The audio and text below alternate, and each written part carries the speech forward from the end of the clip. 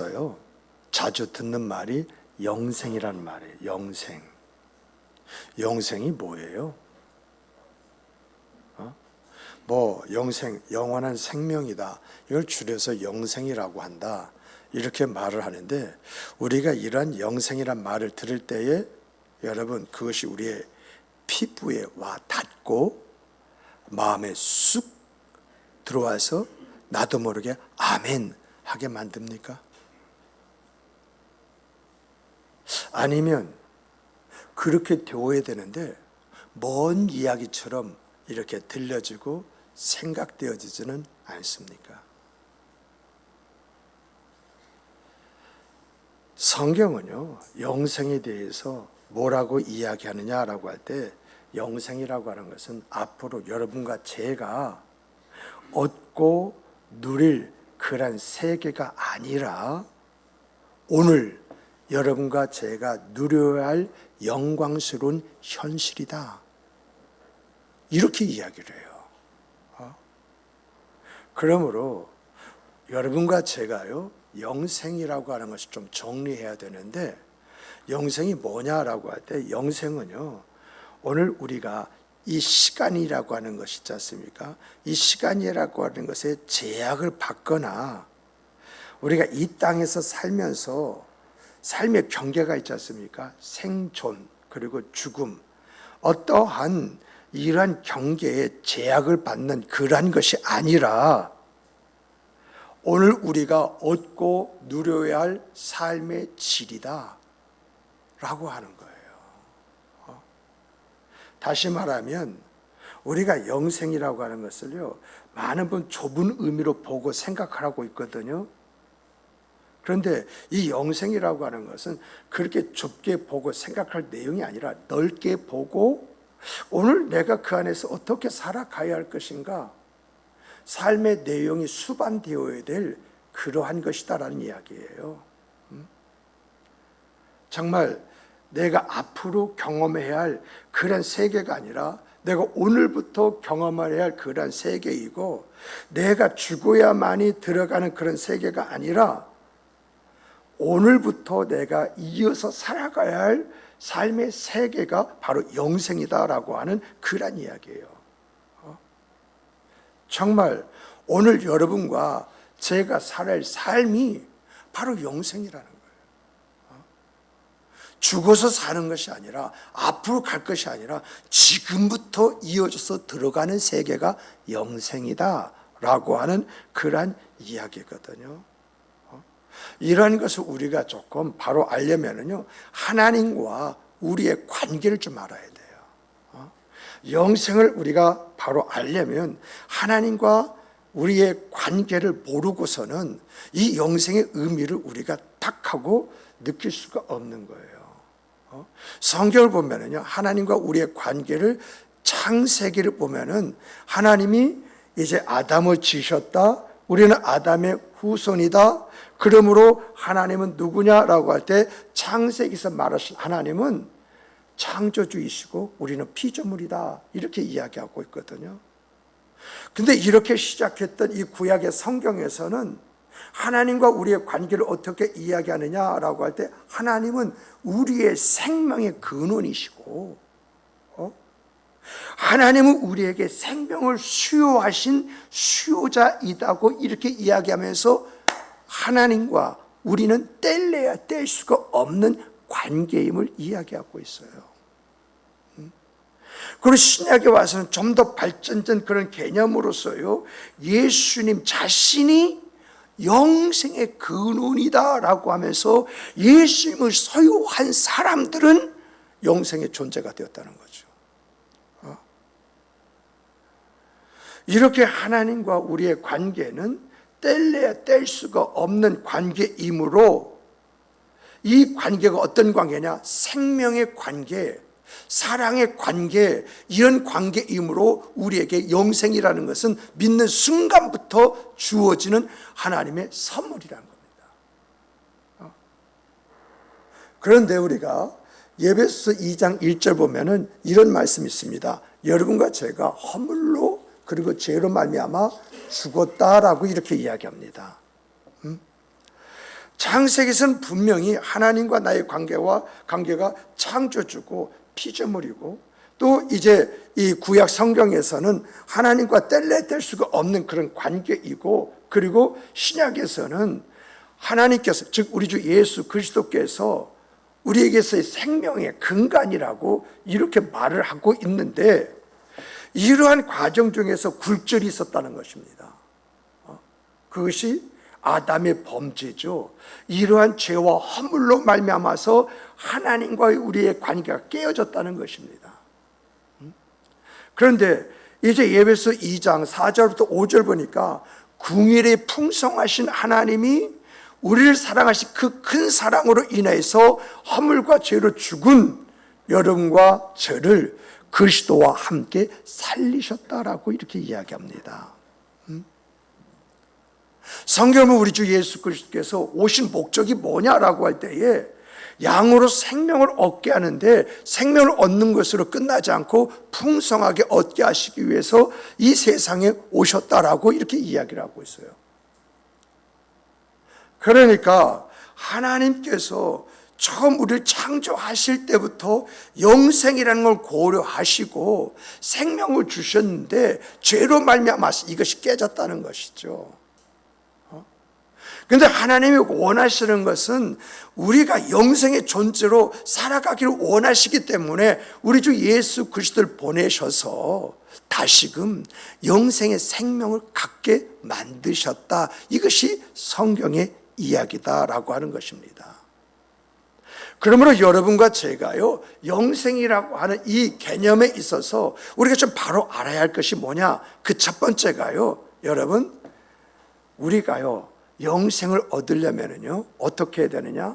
성경 말씀을 많이 읽고 알고 묵상하는 것이 아니라 예수님과 관계를 깊게 맺는 여러분과 제가 되기를 주님의 이름으로 축복합니다. 오늘 본문을 보면은요, 이 유대 종교 지도자들은 성경을 많이 읽고 그리고 많이 연구를 했습니다.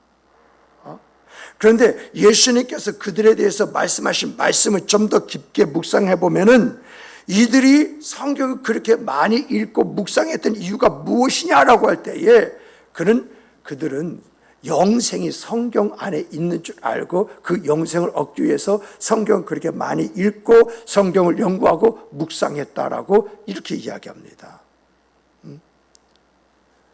정말 유대 종교 지도자들은 성경 안에 영생이 있다라고 이것을 생각하고 그 성경을 파고들었는데, 우리 주 예수 그리스도는 좀 다른 말을 합니다. 성경에 영생이 있는 것이 아니라 너희들이 나와 어떤 관계를 맺느냐, 그 관계가 너희에게 영생을 주는 것이다.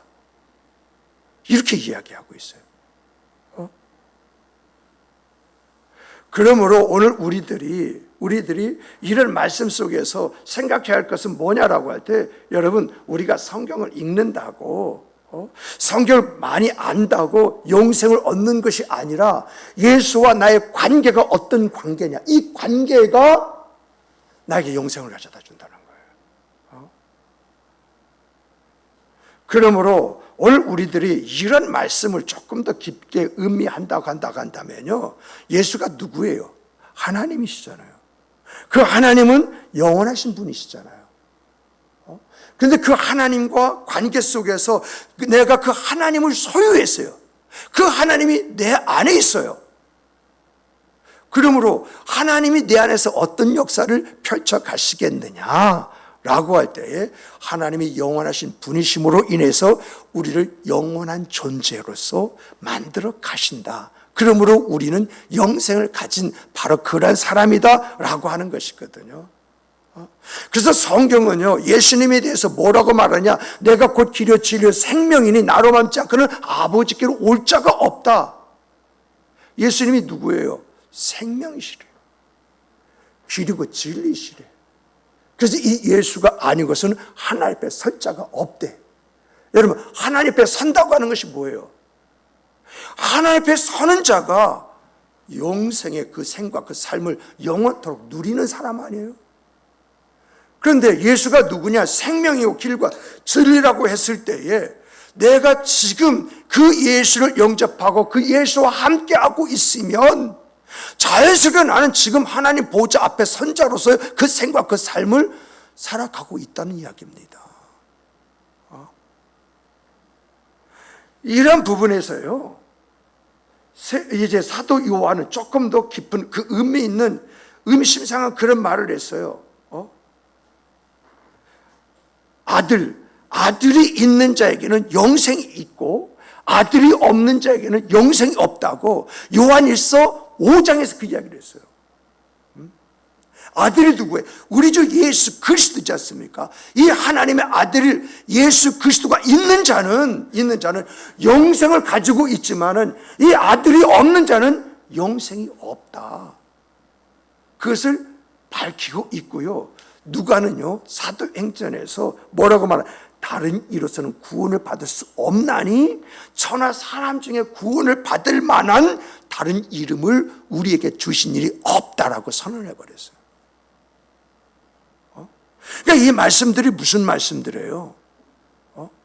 여러분, 예수를 여러분이 여러분의 가슴에 품고 예수와 함께 그 생과 그 삶을 살아가고 있다면 여러분들에게 이미 영생의 길이 열린 줄 믿으시기 바랍니다.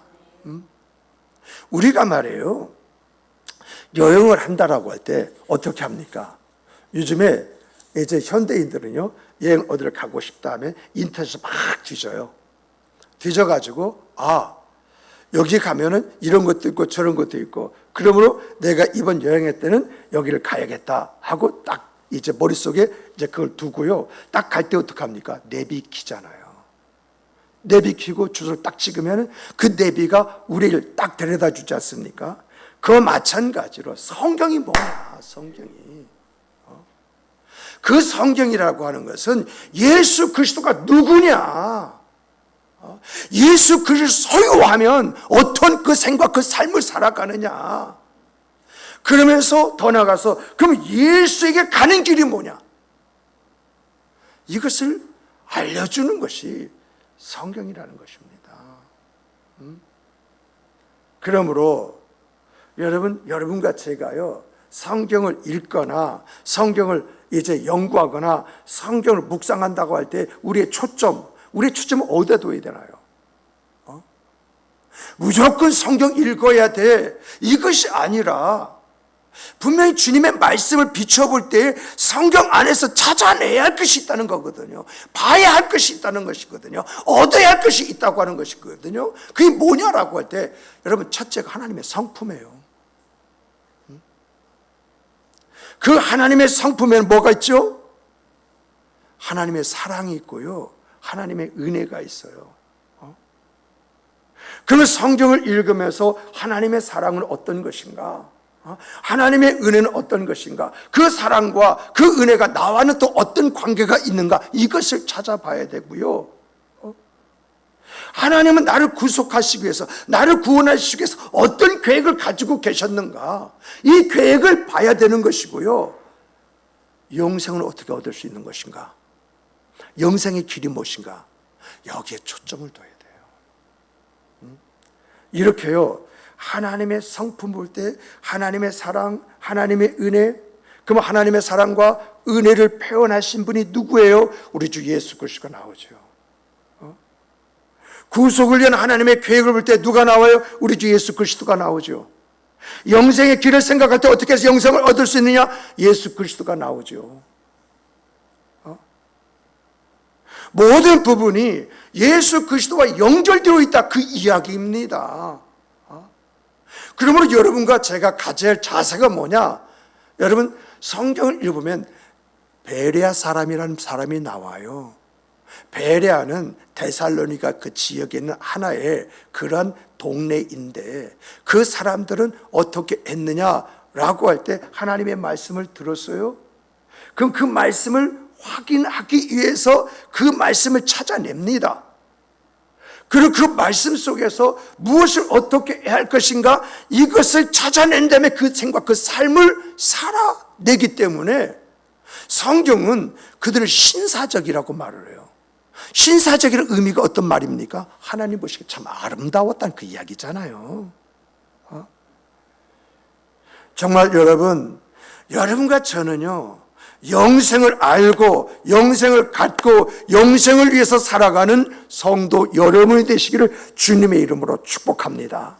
축복합니다. 성경에서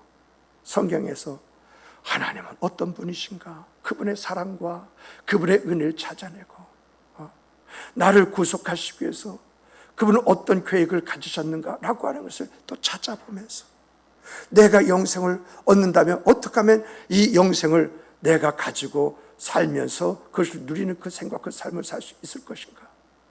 예수밖에 없구나. 예수밖에 없구나. 예수가 답이구나. 이러한 것들을 우리가 성경 안에서 찾아내고 어떻게 하면 그 주님과 좀 더 깊은 그 관계, 주님과 함께하는 그런 생각, 그 삶, 그것을 살 수 있을 것인가 생각하는 생각이 나에게 영생을 가져다 준다는 거죠. 그 영생을 완성시킨다고 하는 거죠.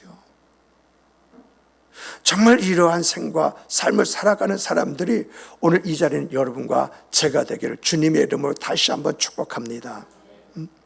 두 번째로는요, 그럼 우리가 예수와 관계 속에서 내가 하나님부터 영생이라는 선물을 받았습니다. 그러면 이 영생을 가진 자로서 어떻게 살아가는 것이 옳은 것입니까? 내가 영생을 소유했다, 영생을 가졌다, 이것으로 만족하는 것이 아니라 분명히 영생을 하나님이 나에게 선물로 주셨을 때에는 하나님이 요구하신 그 생과 삶이 우리 안에 있다라고 하는 그런 이야기거든요. 그게 뭐냐는 것입니다. 그래서 크게 말하면요, 한 세 가지로 요약해서 여러분들에게 말씀드릴 수 있을 것 같아요. 그 첫째가 뭐냐? 정말 여러분과 제가 영생을 가진 자로서 생과 그 삶을 살아가기 원한다면 하나님과의 관계를 분명히 하십시오. 하나님과의 관계. 이 관계를 분명하지 않으면요, 내가 내 자신에게 속아버려요. 하나님과의 관계를 분명히 하는 가운데 영생의 확신이 주어지고 나타나는 줄 믿으시기 바랍니다. 여러분과 제가요, 이렇게 영생을 가진 자로서의 그 생각, 그 삶을 위해서 하나님과의 바른 관계를 분명히 해야 되는데, 여러분, 이것은 교회 공동체 안에서 우리가 경험하는 것이 아니라 하나님과 여러분과 개인의 관계 속에서 경험해야 할 것입니다. 정말 하나님의 사랑이 뭔지, 은혜가 뭔지, 그 하나님의 사랑과 은혜가 나와 어떤 관계가 있는지, 이것을 내가 분명히 하면서 살아갈 때에 하나님의 임재라는 것이 이런 것이구나 보고 느낄 수 있어요. 그리고 더 나가서 내가 하나님의 사랑이 뭔지, 은혜가 뭔지, 하나님의 관계 속에서 내가 그걸 경험하고 살 때에 내가 하나님 안에서 살아가고 있구나, 이 확신을 가질 수 있다는 것입니다. 이렇게 하나님의 임재를 경험하고요, 확신 속에 살아갔을 때에 여러분, 우리가 이 땅에서요, 정말 우리의 인생사, 그 삶 속에서요, 우리가 경험할 수 있는 것 이상의 것 있죠. 우리가 경험하는 것, 그 이상의 것을 체험하게 되어져 있다. 성경이 그것을 이야기하고 있어요.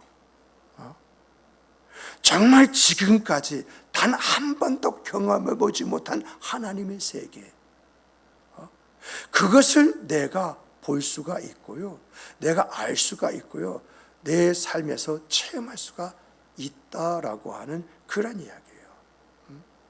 둘째는 뭐냐라고 할 때, 여러분, 정말 우리가 영생을 가진 자로서의 생각과 삶을 살려면요, 내가 어떤 존재냐라고 할 때, 여러분, 영원 불멸을 믿는 여러분 되시길 주님의 이름으로 축복합니다. 영원 불멸. 영생한다면 영원 불멸을 이야기하고 있잖아요. 그렇잖아요. 그러면 나는 영원 불멸의 그 존재이다. 근데 중요한 것은요, 성경은요, 우리에게 아주 단어를 이제 구분해서 우리에게 알려줘요. 여러분, 영혼 불멸이라고 하지 영혼 육의 불멸이라는 말은 안 했어요. 영혼 불멸이라고 하는 것은요, 어떤 거예요? 하나님께서 이제 사람을 주시고 그 코에 생기를 부어 넣어 주실 때에 그 사람 나에게 생기가 들어갔는데 그 생기를 가리켜서 영혼이라고 말합니다. 우리는 이 영혼을 영과 또 혼으로 구분하지 않습니까? 이 영과 혼은 하나님께서 온 거예요. 영이라고 할 때는 여러분 우리의 양심이 여깁니다. 우리의 직관이 여깁니다. 우리의 교통이 영과 연결되어 있습니다. 그리고 우리의 혼에는 뭐가 있죠? 생각과 감정과 의지가 있잖아요. 우리의 그 몸이라고 하는 것은요, 내가 영에 충만하게 되어지면 내 생각과 감정과 의지가 내 몸을 통해서 어떻게 나타나느냐? 내 양심이 표현이 되어져요. 하나님과의 같은 깊은 그런 교제가 거기서 나타나요. 그리고 내가 보아도 뭘 보느냐? 하나님의 관점에서 그 모든 걸 보게 되어지는 이러한 일들이 내 육체 안에서 일어나는 것입니다. 그런데 내가 혼의 지배를 받으면 내 생각이 중요해요. 내 감정이 중요해요. 내 의지가 중요해요. 영의 세계는 아무런 의미가 없어요. 그래서 성경 육에 속한 자가 어떤 사람이냐? 혼의 생각과 감정과 의지 속에서 살아가는 사람이라 이렇게 이야기하고 있는 것이거든요. 그러므로 우리가 어떻게 살아가야 되느냐? 삶의 문제가 여기에서 나옵니다마는 여기서 말하고자 하는 것은 이 영혼은 썩지 아니하는 불멸의 것이라는 것입니다. 육신은 흙에서 왔기 때문에 내가 죽으면 흙으로 돌아갑니다. 그럼 우리 주 예수 그리스도에서 이제 재림하셨을 때에 신령한 몸을 입는다고 그랬는데 그 신령한 몸이 어떤 몸인지 모릅니다만 그때 가서 몸과 영혼이 결합하는 하나가 되어지는 그런 일이 일어난다고 하는데, 여러분 몸은요 땅에서 썩어서 없어졌다가 다시 신령한 몸으로 이제 부활한다고 한다면 우리의 영혼은 이제 하나님의 나라에 가서 육과 결합을 해서도 그 영혼은 영혼이 살아가지고 하나님을 경배하며 하나님을 영광을 돌리는 그러한 일들을 하게 되어져 있다라고 하는 것이 성경의 이야기잖아요. 그러므로 사랑하는 성도 여러분, 여러분 안에 예수 그리스도가 있습니까? 그럼 나는 영생을 소유한 사람입니다. 그러면 우리 안에는 나는 영원 불멸할 그런 존재라고 하는 이 믿음의 확신, 이 믿음의 확신을 가지고 하나님과 동행하시는 여러분과 제가 되기를 주님의 이름으로 축복합니다. 세 번째는 뭐냐라고 할 때, 여러분 정말 오늘 우리들이 영생의 존재라고 한다면요, 이 땅에서부터 하나님이 원하신 친교가 일어나야 돼요. 친교가. 여러분 영생을 가진 사람이 하나님과 연합을 했잖아요. 하나님과 연합을 한 것이 드러나고 나타나야 되는데 그것이 어디입니까? 여러분과 제가 우리 주 예수 그리스도와 연합해서 그분이 내 안에 있잖아요. 그러면 내가 영생의 존재가 되었다고 한다면 내가 우리 주 예수 그리스도와 연합하여 영생의 존재로서 살아가는 삶의 그 내용이 나타날 것이 있는데 그것이 어디냐? 바로 교회 공동체라는 것입니다. 이 교회 공동체 안에는 서로를 사랑하고 평화의 아름다움을 나눌 뿐만 아니라 의로움으로 가득 찬 가운데에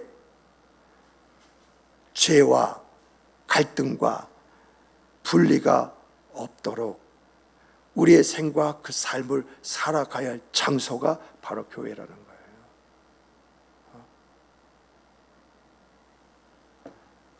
바로 이 교회 공동체가 영생을 가진 사람으로서의 친밀한 그 친교를 나누면서 하나됨 속에서 한 사람 한 사람이 천성을 향해 가는 성도들로 세워질 때에 그 영생이 그 의미가 있고 가치가 있고 그 영생 안에서 새로운 하나님의 세계를 맞이하게 되어진다라고 하는 것이 성경의 이야기다라고 하는 그런 이야기입니다. 그러므로 여러분과 저는 성경을 보면서 이 말씀을 들으면서 영생이 어떤 것인가? 그 영생을 엿보고 좀 더 그 영생을 엿보니까 알게 되잖아요. 그 알게 된 것을 희망으로 이제 우리 가슴에 두는 가운데 어떻게 하면 하나님과 좀 더 깊은 관계를 유지하고 그걸 드리려고 나타낼 수 있을 것인가? 이것을 고민하는 가운데에 교회 공동체 안에서 그러한 것들을 표현해내고 내 존재를 확인할 뿐만 아니라 서로의 기쁨과 즐거움 속에서 영생의 아름다움을 만들어가고 이루어가는 여러분과 제가 되기를 주님의 이름으로 축복합니다. 그럼 세 번째로 보면은, 영생을 가진 사람으로서 여러분과 제가 어떻게 살아가야 할 것이냐. 삶의 문제가 나와야 되잖아요. 우리는 영생이 있습니다. 예수 그리스도가 이제 내 안에 있으면 우리는 예수 그리스도로 말미암아서 하나님부터 영생이라는 선물을 받았습니다. 그리고 더 나아가서 우리는 영생을 가진 사람으로서의 이러한 마음의 자세를 가지고 이렇게 살아야 됩니다. 여기서 끝나면요, 사실 오늘 우리들이 회복을 하고 살아가야 될 삶의 내용이 없어요. 어떤 면에서 추상적이잖아요. 좀 더 내 삶 안에서 영생의 그런 관계 속에서 내가 가져야 할 그런 모습이 있어야 되는 거잖아요.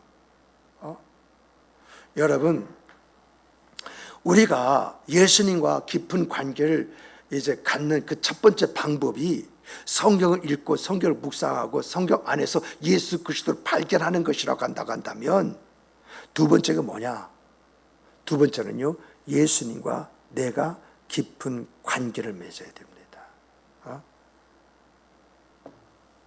성경에서 보면은요, 여러분, 영생이라고 하는 그 말 속에 아주 영생과 밀접하게 관계가 되어져 있는 것이 뭐냐라고 할 때 바로 기도입니다. 기도. 그래서 성경은요, 영생은 예수 그리스도를 믿음으로 말미암아 하나님이 우리에게 주신 선물이라고 한다면, 기도는 자기 믿음의 확신 속에서 하나님과 의사소통을 하는 방법이고 하나님의 인도하심을 구하는 길이고 하나님의 복을 받는 방법이라고 이렇게 이야기를 합니다. 이렇게 기도는 하나님과 의사를 소통을 하면서 자기의 필요를 하나님 앞에 구하고 허물과 죄의 용서를 구하고 주신 은혜를 감사하고 표현하고 그리고 하나님의 뜻을 구하며 하나님의 인도하심을 구하는 수단, 그 수단이 기도라고 하는 것입니다. 다시 정리하면요, 영생은 여러분과 제가 그리스도를 믿음으로 말미암아서 하나님께서 값없이 주시는 그러한 선물이라고 한다면, 기도는 하나님과 깊이 그 의사를 나누는 소통입니다. 이런 소통 속에 자연스럽게 하나님과 친교를 나누게 되어져 있지 않습니까? 하나님의 친교를 나누다 보면은 여러분, 기도하다가 하나님의 임재를 경험하잖아요. 하나님이 내 안에서 내 기도의 제목과 내용이 되어 주시는구나. 하나님께서 내 마음을 이렇게 만져주시는구나. 하나님께서 나를 이렇게 일으켜 주시는구나. 이게 다 임재에 대한 경험이잖아요. 그리고 더 나아서 우리 마음속에 복 받고 싶은 그런 마음 있잖아요. 하나님 복 좀 주세요. 좀 이렇게 한번 살아보기 원합니다. 내 마음을 솔직히 밝힐 수 있는 바로 그때가 바로 기도잖아요.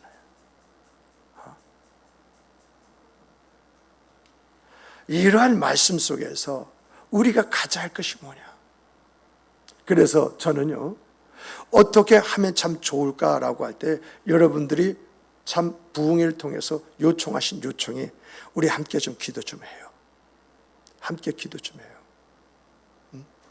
참 우리 교회 성도들 보면은요, 개별적으로는 깊은 기도를 해요. 정말 기도하면서 경험하는 다양한 일들이 우리 안에 있어요. 그런데 함께 기도하십시다라고 한다면 어떤 말은 날 좀 잘 맞지가 않는 것 같아요. 어떤 분과 같이 기도할 좀 맞지 않아서 힘들어요. 어려워요. 이런 말을 하거든요.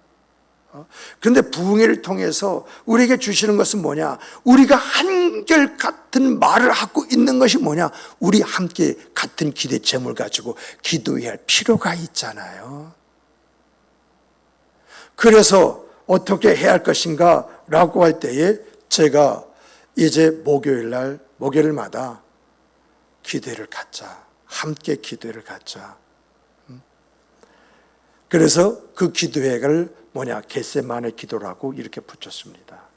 예수님께서 금요일 날 겟세마네 기도한 것이 아니라 목요일 날 겟세마네 기도하시고 금요일 날 이제 운명하시고 주일 날 부활하신 거예요. 정말 우리 주님께서 이 겟세마네에서 땀이 피가 되도록 간절히 기도하는 그 기도 속에서 할 수 있거든이 아니라 아버지 뜻대로 되기를 원합니다.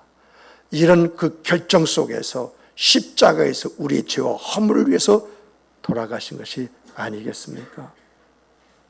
내 생각을 꺾고 하나가 되어지면서 하나님의 역사를 이루는 것이 바로 겟세마네 기도회가 아니겠습니까? 그래서 제가 기도하면서 하나님, 내가 이걸 감당할 수 있을까요? 하고 주보에 넣는데 아침에 집사람이 주보를 보고 하는 말이, 한단 소리가, 이제 당신 코 꼈네? 그런 말을 하더라고요. 좋아요. 이제 집사람이 자유함을 가졌다라고 하는 그런 이야기도 합니다만은 또 집사람의 역할은 또 따로 있겠지요.